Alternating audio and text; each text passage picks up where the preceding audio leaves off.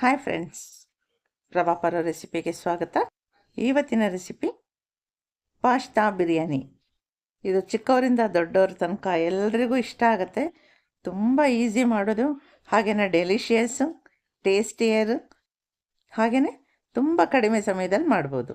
ಬನ್ನಿ ಶುರು ಮಾಡೋಣ. ಯಾರೆಲ್ಲ ಸಬ್ಸ್ಕ್ರೈಬ್ ಮಾಡ್ದೆ ನನ್ನ ಚಾನಲ್ ನೋಡ್ತಾ ಇದ್ದೀರಾ, ದಯವಿಟ್ಟೆಲ್ಲ ಸಬ್ಸ್ಕ್ರೈಬ್ ಮಾಡ್ಕೊಳ್ಳಿ ಅಂತ ಕೇಳ್ಕೊಳ್ತಾ ಇದ್ದೀನಿ. ಮೊದಲಿಗೆ ನಾನಿಲ್ಲಿ 2 ಟೊಮೆಟೊ ಇಟ್ಕೊಂಡಿದ್ದೀನಿ, 1 ಈರುಳ್ಳಿ ಇಟ್ಕೊಂಡು. ಈ ರೆಸಿಪಿನ ನನ್ನ ಮಗ ಅವರೇ ಮಾಡ್ತಾಯಿದ್ದಾರೆ. ಮೊದಲಿಗೆ ಈರುಳ್ಳಿನ ಉದ್ದುದ್ದಕ್ಕೆ ತೆಳ್ಳಗೆ ಹೆಚ್ಚಿ ಸೈಡಲ್ಲಿ ಎತ್ತಿಟ್ಕೊಳ್ಳೋಣ. ಹಾಗೆಯೇ ಟೊಮೆಟೊನೂ ಕೂಡ ಸಣ್ಣಗೆ ಉದ್ದುದ್ದಕ್ಕೆ ಹೆಚ್ಚಿ ಇಟ್ಕೊಳ್ಳೋಣ.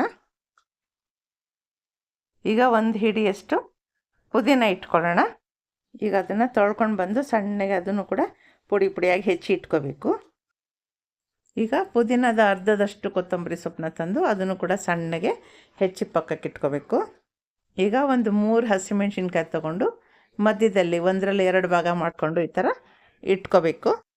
ಈಗ 4 ಲವಂಗ, 1-2 ಏಲಕ್ಕಿ, 1-2 ಚಕ್ಕೆ ಪೀಸು ಚಿಕ್ಕದು, ಈ ಎಲ್ಲ ಮಸಾಲೆಗಳನ್ನು ರೆಡಿ ಮಾಡಿ ಇಟ್ಕೊಂಡಿರೋಣ.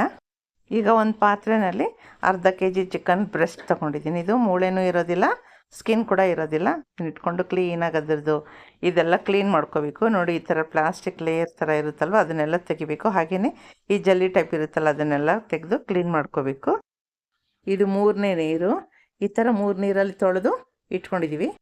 ಈಗ ಈ 2 ಪೀಸ್ಗಳನ್ನ ತೊಗೊಂಡು ಈ ಥರ ಶಾರ್ಪಾಗಿರೋ ಚಾಕು ತೊಗೊಂಡು ಮಧ್ಯದಲ್ಲೆಲ್ಲ ಈ ಥರ ಕಟ್ ಮಾಡ್ಕೋಬೇಕು.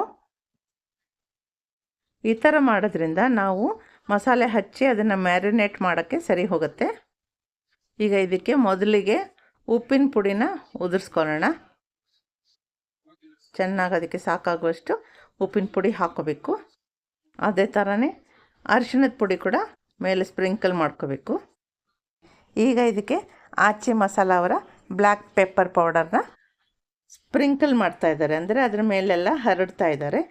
ನಿಮಗೆ ಇಷ್ಟು ಸ್ವಲ್ಪ ಖಾರ ನೋಡಿಕೊಂಡು ಹಾಕ್ಕೊಳ್ಳಿ, ಸ್ವಲ್ಪ ಜಾಸ್ತಿನೇ ಹಾಕ್ಕೊಳ್ತಾ ಇದ್ದಾರೆ. ಈಗ ಇದಕ್ಕೆ ಝಾಫ್ ಕಂಪನಿಯವರ ಗಾರ್ಲಿಕ್ ಪೌಡರ್ನ ಹಾಕ್ತಾಯಿದ್ದೀವಿ. ಈ ಗಾರ್ಲಿಕ್ ಪೌಡರ್ ಹಾಕೋದ್ರಿಂದ ಒಂಥರ ಟೇಸ್ಟು, ಸ್ಮೆಲ್ಲು ತುಂಬ ಚೆನ್ನಾಗಿರುತ್ತೆ. ಈಗ ಇದಕ್ಕೆ 1 ಟೀ ಸ್ಪೂನಷ್ಟು ಎಣ್ಣೆನ ಅದ್ರ ಮೇಲೆಲ್ಲ ಹಾಕ್ಕೊಳ್ಬೇಕು. ಈಗ ಚಿಕನಲ್ಲಿ ಮಸಾಲೆ ಎಲ್ಲ ಹೋಗೋ ಥರ ಚೆನ್ನಾಗಿ ಸತ್ತು ಕಡೆ ಹರಡ್ಕೊಳ್ಳೋ ಥರ ಮಾಡಬೇಕು. ನಾವು ಕಟ್ ಮಾಡಿದ್ದೀವಲ್ಲ ಜಾಗ, ಅಲ್ಲೆಲ್ಲ ಚೆನ್ನಾಗಿ ಸ್ಪ್ರೆಡ್ ಆಗಬೇಕು. ಆ ಥರ ಅದನ್ನು ಚೆನ್ನಾಗಿ ಥರ ಮಸಾಜ್ ಮಾಡಬೇಕು ಅನ್ನೋ ಥರ ಹೇಳಿದ್ರು ಪರವಾಗಿಲ್ಲ. ನೋಡಿ, ಈ ಥರ ಕೈಯಲ್ಲಿನೇ ಈ ಥರ ಮಾಡಿ ಅದಕ್ಕೆ ಚೆನ್ನಾಗಿ ಹಚ್ಕೊಳ್ಳೋ ಥರ ಹತ್ಕೋಬೇಕು. ಅದಕ್ಕೆಲ್ಲ ಆ ಥರ ಈ ಥರ ಮಾಡಿ ಮ್ಯಾರಿನೇಟ್ ಮಾಡಿ ಇಡಬೇಕು. ಈಗ ಈ ಚಿಕನ್ ಪೀಸ್ಗಳನ್ನ ಏರ್ ಫ್ರೈಯರಲ್ಲಿ ಕೆಳಗಡೆ ಬಟರ್ ಪೇಪರ್ ಹಾಕಬೇಕು ಮೊದಲು. ಆಮೇಲೆ ನಾವು ಈ ಮಸಾಲೆ ಹಚ್ಚಿರುವಂಥ ಚಿಕನ್ನ ಇದರೊಳಗಡೆ 2 ಪೀಸ್ನೂ ಪಕ್ಕ ಇಡಬೇಕು. ಈಗ ಇದನ್ನು 200 ಸೆಲ್ಸಿಯಸ್ಸಲ್ಲಿ 20 ಮಿನಿಟ್ಸ್ ಇದನ್ನು ಕುಕ್ ಮಾಡ್ಕೋಬೇಕು. 20 ಮಿನಿಟ್ಸ್ಗೆ ಮೊದಲು 10 ಮಿನಿಟ್ಸ್ ಆದಮೇಲೆ ಒಂದು ಸತಿ ಬೀಪ್ ಬಜರ್ ಕೊಡುತ್ತೆ ಅದು. ಆವಾಗ ಅದನ್ನು ತೆಗೆದು ಮತ್ತೆ 10 ಮಿನಿಟ್ಸ್ ಅದನ್ನು ಟರ್ನ್ ಮಾಡಿ ಇಡಬೇಕು. ಈಗ ಅದು ಕುಕ್ ಆಗೋ ಅಷ್ಟೊತ್ತಿಗೆ ಇಲ್ಲಿ ಎಲ್ಬೋ ಪಾಸ್ಟಾನ 150 ಗ್ರಾಮ್ಸಷ್ಟು ಮೆಜರ್ ಮಾಡಿ ತೊಗೊಳ್ತಾ ಇದ್ದಾರೆ. ಇಲ್ಲಿ ಸ್ಟವ್ ಮೇಲೆ ಒಂದು ಕಡಾಯಿ ಬಿಸಿ ಹಾಕಿಟ್ಟಿದ್ದಾರೆ. ಇದಕ್ಕೆ 3 ಲೋಟ ಅಷ್ಟು ನೀರು ಹಾಕಿ ಇಡ್ತಾಯಿದ್ದಾರೆ. ಅಂದರೆ 750 ml ಅಷ್ಟು ನೀರು ಹಾಕ್ತಾಯಿದ್ದಾರೆ. ನೀರು ಹೆಸರು ಬಂದಿದ ತಕ್ಷಣ 2 ಸ್ಪೂನಷ್ಟು ಉಪ್ಪು ಹಾಕಿದ್ದಾರೆ. ಈಗ ತೆಗೆದಿಟ್ಕೊಂಡಿರೋಂಥ ಪಾಸ್ತಾ ಎಲ್ಲ ಇದಕ್ಕೆ ಹಾಕ್ತಾಯಿದ್ದಾರೆ. ಪಾಸ್ತಾ ಹಾಕಿದ ತಕ್ಷಣ ಒಂದು ಸ್ವಲ್ಪ ಸ್ಪೂನಲ್ಲಿ ಆ ಕಡೆ ಈ ಕಡೆ ಕೆದಕಬೇಕು, ಇಲ್ಲದೇ ಇದ್ದರೆ ಅದು ಒಂದಕ್ಕೊಂದು ಅಂಟ್ಕೊಂಡ್ಬಿಡುತ್ತೆ. ಇದನ್ನು 6ರಿಂದ 8 ನಿಮಿಷವರೆಗೂ ಕುದಿಸ್ಕೋಬೇಕು. ಕುದ್ದಿದ್ದಾದಮೇಲೆ ಈ ಥರ ಚೆಕ್ ಮಾಡ್ಕೋಬೇಕು ಬೆಂದಿದೆಯಾ ಅಂತ.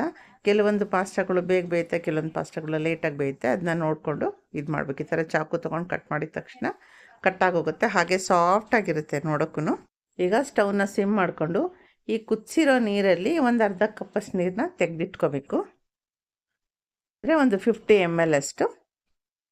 ಈಗ ಈ ಪಾಸ್ತಾನ ಸ್ಟೈನರ್ಗೆ ಹಾಕಿ ಬಿಟ್ಟಿದ್ದಾರೆ. ಹಾಗೆ ಏರ್ ಫ್ರೈಯರ್ ಕೂಡ ಬಜರ್ ಕೊಟ್ಟಿದೆ. ಇದ್ರದ್ದು ಆಗಿದೆ. ಈಗ ಇದೆರಡನ್ನು ತೆಗೆದು ಈ ಥರ ಈ ಮಣೆ ಮೇಲೆ ಇಟ್ಕೊಳ್ಳೋಣ. ಈಗ ಇದನ್ನು ನಿಮಗೆ ಚಿಕ್ಕ ಪೀಸ್ಗಳಿಗೆ ಬೇಕಾದರೂ ಕಟ್ ಮಾಡ್ಕೋಬೋದು, ಅಥವಾ ನೋಡಿ ಈ ಥರ ಒಂದು ಚುಮ್ಟದಲ್ಲಿ ಹಿಡ್ಕೊಂಡು ಪೋರ್ಕ್ ಚಮಚ ಇರುತ್ತಲ್ವ ಆ ಚುಮ್ಟ ಥರ ಅದನ್ನು ತೊಗೊಂಡು ಈ ಥರ ತೆಗೆದ್ರೆ ಪೀಸ್ ಪೀಸಾಗಿ ಸಣ್ಣ ಸಣ್ಣ ಪೀಸಾಗಿ ಚೆನ್ನಾಗಿ ಹೊರಗಡೆ ಬರುತ್ತೆ ನೋಡಿ. ನಮಗೀಗ ಶವರ್ಮಾದಲ್ಲೆಲ್ಲ ಹಾಕ್ಕೊಡ್ತಾರಲ್ಲ ಆ ಥರ ಕೈಮಾ ಅಂತ ಹೇಳ್ತೀವಲ್ಲ ಆ ಥರ ಬರುತ್ತೆ. ಈ ಥರ ಎಲ್ಲ ಚೆನ್ನಾಗಿ ಅದನ್ನು ಬಿಡಿಸಿ ಪುಡಿ ಪುಡಿಯಾಗಿ ಮಾಡಿ ಇಟ್ಕೋಬೇಕು. ನಿಮಗೆ ಹೇಗೆ ಇದೆಯೋ ಹಾಗೆ ಇದನ್ನು ಪೀಸ್ ಮಾಡ್ಕೊಳ್ಳಿ.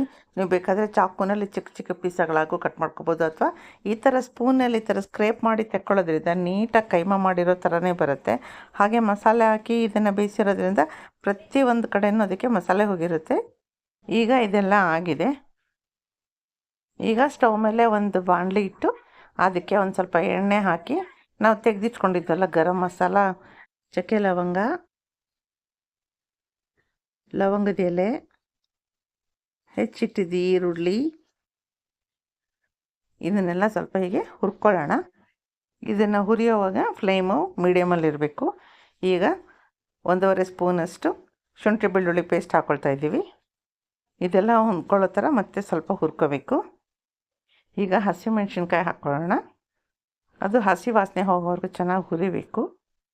ಈಗ ಹಸಿಮೆಣ್ಸಿನ್ಕಾಯಿ ವಾಸನೆ ಹಾಗೆ ಶುಂಠಿ ಬೆಳ್ಳುಳ್ಳಿ ವಾಸನೆ ಎಲ್ಲ ಹೋಗೋ ತನಕ ಚೆನ್ನಾಗಿ ಹುರಿದಿದ್ದಾದಮೇಲೆ ಟೊಮೆಟೊ ಹಾಕೋಬೇಕು. ಟೊಮೆಟೊನೂ ಚೆನ್ನಾಗಿ ಹುರ್ಕೋಬೇಕು. ಈಗ ಟೊಮೆಟೊ ಎಲ್ಲನೂ ಮೆತ್ತಗಾದ್ಮೇಲೆ ಉಪ್ಪು ಹಾಕ್ಕೋಬೇಕು. ಈ ಮಸಾಲೆಗೆ ಎಷ್ಟು ಬೇಕೋ ಅಷ್ಟು ಸ್ವಲ್ಪ ಜಾಸ್ತಿನೇ ಹಾಕ್ಕೊಳ್ಳಿ. ಯಾಕೆಂದರೆ ನಾವು ಇದಕ್ಕೆ ಪಾಸ್ತಾ ಮಿಕ್ಸ್ ಮಾಡ್ತೀವಲ್ಲ, ಪಾಸ್ತಾಗ ನಾವೇನು ಉಪ್ಪು ಹಾಕಿಲ್ಲ ಅದರಿಂದ. ಈಗ ಇದಕ್ಕೆ 1/4 ಚಮಚದಷ್ಟು ಅರಿಶಿಣದ ಪುಡಿ ಹಾಕೋಣ. ಸ್ವಲ್ಪ ಹಸಿಮೆಣ್ಸಿನ ಪುಡಿ ಹಾಕೋಣ, ಯಾಕಂದರೆ ಹಸಿಮೆಣ್ಸಿನ್ಕಾಯಿನೂ ಹಾಕಿದ್ದೀವಿ, ಪೆಪ್ಪರ್ ಪೌಡ್ರ್ ಹಾಕಿರ್ತೀವಲ್ಲ ಅದಕ್ಕೆ. ಸ್ವಲ್ಪ ಗರಂ ಮಸಾಲೆ ಪುಡಿ. ಈಗ ಇದೆಲ್ಲ ಸೇರ್ಕೊಂಡು ಚೆನ್ನಾಗಿ ಮಿಕ್ಸ್ ಆಗಬೇಕು, ಆ ಥರ ಹುರ್ಕೊಳ್ಳೋಣ. ಈಗ ಇದೆಲ್ಲ ಹೊಂದ್ಕೊಂಡಿದ್ಮೇಲೆ ಪುದೀನ ಸೊಪ್ಪು ಮತ್ತು ಕೊತ್ತಂಬರಿ ಸೊಪ್ಪು ಹೆಚ್ಚಿಟ್ಕೊಂಡಿದ್ವಲ್ಲ ಅದನ್ನು ಹಾಕಿ ಚೆನ್ನಾಗಿ ಮತ್ತೆ ಫ್ರೈ ಮಾಡ್ಕೊಳ್ಳೋಣ. ಅದೆಲ್ಲ ಸ್ವಲ್ಪ ಬಾಡಬೇಕು ಈ ಮಸಾಲೆನಲ್ಲಿ, ಅಲ್ಲಿ ತನಕ ಅದನ್ನು ಹುರ್ಕೋಬೇಕು. ಕೊತ್ತಂಬರಿ ಸೊಪ್ಪು ಎಲ್ಲ ಹಾಕಿದ್ಮೇಲೆ ಇದನ್ನು ಹುರಿತಾ ಇದ್ದರೆ ಸ್ವಲ್ಪ ಇದು ಡ್ರೈ ಆಗ್ತಾ ಬರುತ್ತೆ. ಆವಾಗ ಇದಕ್ಕೆ ಚಿಕನ್ನೆಲ್ಲ ನಾವು ಪುಡಿ ಮಾಡಿ ಇಟ್ಕೊಂಡಿದ್ದೀವಲ್ಲ ಅದನ್ನು ಇದಕ್ಕೆ ಹಾಕ್ಕೋಬೇಕು. ಹಾಕ್ಕೊಂಡು ಚೆನ್ನಾಗಿ ಚಿಕನ್ನೆಲ್ಲ ಈ ಮಸಾಲೆ ಹೀರ್ಕೋಬೇಕು. ಆ ಥರ ಅದನ್ನು ಈ ಥರ ಚಿಕನ್ನೆಲ್ಲ ಹಾಕಿದ್ಮೇಲೆ ಮೇಲೆ ಕೆಳಗೆಲ್ಲ ಈ ಥರ ಚೆನ್ನಾಗಿ ತಿರುವು ಹಾಕ್ಕೋಬೇಕು. ತಿರುವು ಹಾಕಿ ಮಸಾಲೆ ಎಲ್ಲ ಚಿಕನ್ ಗಂಟ್ಕೋಬೇಕು. ಆ ಥರ ಅದನ್ನು ಮಿಕ್ಸ್ ಮಾಡ್ಕೋಬೇಕು. ಚೆನ್ನಾಗಿ ಮಿಕ್ಸ್ ನೋಡಿ. ಈಗ ಇದೆಲ್ಲ ಚೆನ್ನಾಗಿ ಮಿಕ್ಸ್ ಆಗಿ ಡ್ರೈ ಆಗಿದೆ. ಈಗ ನಾವು ತೆಗೆದಿಟ್ಕೊಂಡಿದ್ವಲ್ಲ ಪಾಸ್ತಾ ನೀರು, ಅದನ್ನು ಇದಕ್ಕೆ ಹಾಕ್ಕೋಬೇಕು. ಜೊತೆಗೆ ಪಾಸ್ತಾನೂ ಹಾಕ್ಕೊಂಡ್ಬಿಡ್ಬೇಕು. ಹಾಕ್ಕೊಂಡು ಈಗ ಚೆನ್ನಾಗಿ ಮಿಕ್ಸ್ ಮಾಡಬೇಕು. ಇದನ್ನು ನೋಡ್ತಾ ಇದ್ದೀರಲ್ವ ಪಾಸ್ತಾ ಬಿರಿಯಾನಿ ಎಷ್ಟು ಚೆನ್ನಾಗಿ ರೆಡಿ ಆಗ್ತಿದೆ ಅಂತ. ಇದು ಸ್ವಲ್ಪ ಜ್ಯೂಸಿಯಾಗಿರೋದನ್ನು ನಾವು ಮಾಡ್ತಾ ಇರೋದು. ನಿಮಗೆ ಡ್ರೈ ಆಗಬೇಕಾದ್ರೆ ಆ ನೀರನ್ನ ಸ್ವಲ್ಪ ಕಡಿಮೆ ಹಾಕ್ಕೊಳ್ಳಿ. ಇದರಲ್ಲಿ ಫುಲ್ ಆಫ್ ಪ್ರೋಟೀನ್ ಇರುತ್ತೆ. ಚಿಕನ್ ಬ್ರೆಸ್ಟ್ ಕೂಡ ಪ್ರೋಟೀನು, ಹಾಗೆಯೇ ಪಾಸ್ತಾದಲ್ಲೂ ಪ್ರೋಟೀನ್ ಜಾಸ್ತಿ ಇರುತ್ತೆ. ರೈಸ್ಗಿಂತ ಬೆಟ್ಟರು. ಈಗ ಇದನ್ನು 1-2 ನಿಮಿಷ ಮುಚ್ಚಿಟ್ಟು ದಮ್ ಮಾಡೋಣ. ನೋಡಿ, ಈಗ ನಮ್ಮ ಚಿಕನ್ ಬ್ರೆಸ್ಟ್ ಪಾಸ್ತಾ ಬಿರಿಯಾನಿ ರೆಡಿಯಾಗಿದೆ. ಫ್ರೆಂಡ್ಸ್, ನಿಮಗೂ ಇಷ್ಟ ಆಗಿದೆ ಅಂದ್ಕೊಳ್ತೀನಿ. ನೀವು ಮನೇಲಿ ಟ್ರೈ ಮಾಡಿ. ಡಯಟ್ ಮಾಡ್ತಾ ಇರೋರಿಗೆಲ್ಲ ಇದು ತುಂಬ ಉಪಯುಕ್ತವಾಗಿರುತ್ತೆ. ಮನೇಲಿ ಟ್ರೈ ಮಾಡಿ ಹೇಗೆ ಬಂತು ಅಂತ ನನಗೆ ಹೇಳೋದನ್ನು ಮರಿಬೇಡಿ. ಲೈಕ್ ಮಾಡಿ, ಶೇರ್ ಮಾಡಿ.